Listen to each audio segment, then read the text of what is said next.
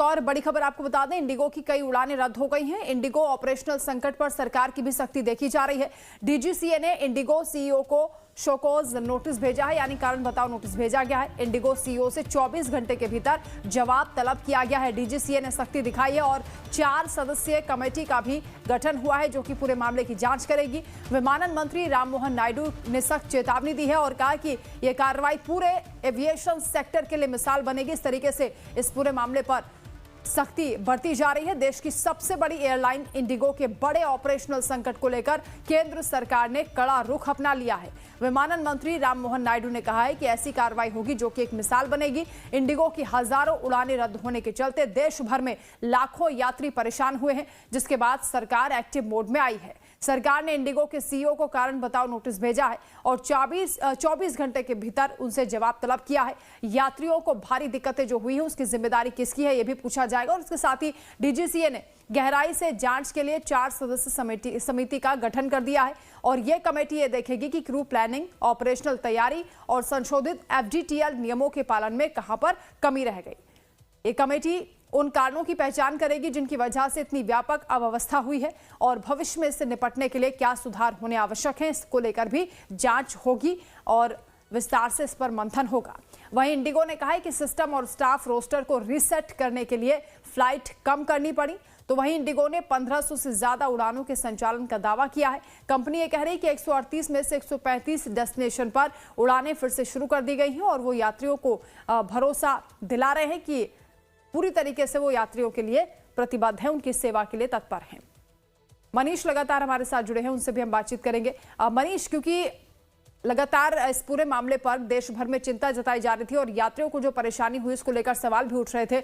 अब Indigo CEO से जवाब मांगा गया है, डीजीसीए ने कमेटी भी बना दी है, क्या कदम उठाए जा रहे हैं?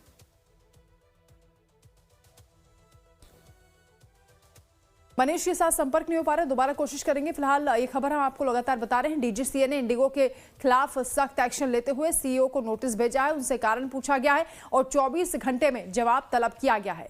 4 सदस्य जांच समिति भी डीजीसीए की ओर से बनाई गई है। आपको बता दें कि आज शाम 8 बजे तक सभी रिफंड देने का आदेश भी इंडिगो को दिया गया है और किलोमीटर के मुताबिक अधिकतम जो किराया है वो तय किया गया है। फ्लाइट के किराए पर कैप भी लगाया गया है, यानी जो यहाँ पर फ्लाइट का किराया अचानक से कई गुना बढ़ गया था या बढ़ा दिया गया था, उसको लेकर भी सरकार ने सख्त कदम उठाया है और एक फिक्स अमाउंट में किलोमीटर के हिसाब से किराया तय हुआ है। तो डीजीसीए ने एक तरफ 4 सदस्य समिति का गठन कर दिया है जो कि जांच करेगी और दूसरी ओर इंडिगो को भी जो यात्रियों को असुविधा हुई है उसके लिए रिफंड करने का आदेश दिया है। जितना उनका पैसा बर्बाद हुआ है वो उन्हें वापस किया जाएगा और उसके लिए भी एक डेडलाइन तय हुई है। आज रात 8 बजे तक सभी यात्रियों का पैसा जो फंसा हुआ है वो वापस किया जाएगा। इसके अलावा आपको बता दें, उड्डयन मंत्रालय की ओर से इंडिगो को निर्देश दिए गए हैं कि बिना देर किए पेंडिंग पैसेंजर्स का रिफंड क्लियर करें। 7 दिसंबर की रात 8 बजे तक रिफंड का प्रोसेस पूरा होना चाहिए। एयरलाइंस पैसेंजर्स से कोई रिशेड्यूलिंग चार्ज ना लिया जाए। इसके अलावा रिफंड में देरी, नियमों के उल्लंघन पर भी कार्रवाई की जाएगी। एयरलाइंस पैसेंजर के लगेज भी 48 घंटे में लौटाए जाएं, ये भी निर्देश दिए गए हैं।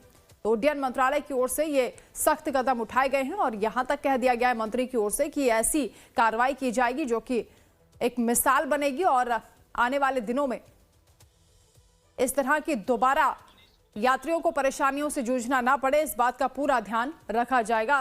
फोन लाइन पर मनीष संवाददाता हमारे साथ जुड़ गए। मनीष, अब सरकार की भी सख्ती देखी जा रही है और एक तरफ तो जो किराया है वो तय कर दिया गया किलोमीटर के हिसाब से, क्योंकि कई गुना तक किराया बढ़ा दिया गया था और पैसेंजर्स के लिए जो उनको असुविधा हुई है उनका पेमेंट भी रिफंड किया जाएगा। किस तरह से कार्रवाई की जा रही पूरे मामले पर? वंदना, बिल्कुल आज कल जो है सरकार ने बहुत सख्ती दिखाई है। साफ तौर पर कहा है कि आज रात 8 बजे तक जिन लोगों की टिकट कैंसिल हुए हैं उनका पूरा रिफंड मिल जाना चाहिए, नहीं तो फिर कार्रवाई की जाएगी। दूसरी तरफ जैसा आपने बताया कि जो मनमाने तरीके से जो फ्लाइट के दाम बढ़ रहे थे उस पर भी अंकुश लगाने की बात कही जा रही है।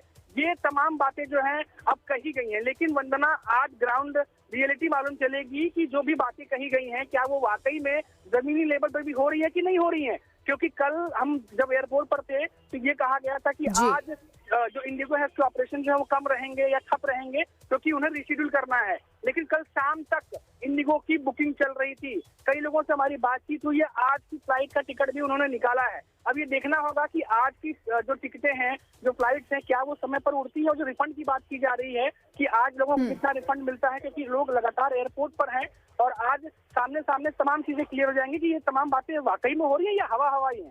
जी बिल्कुल। और इंडिगो की ओर से कहा जा रहा है कि अब जो संचालन की प्रक्रिया है वो सुचारू हो गई है। ये भी कहा जा रहा है कि 138 में से 135 फ्लाइट समय पर चल रही हैं। क्या वाकई ऐसा है?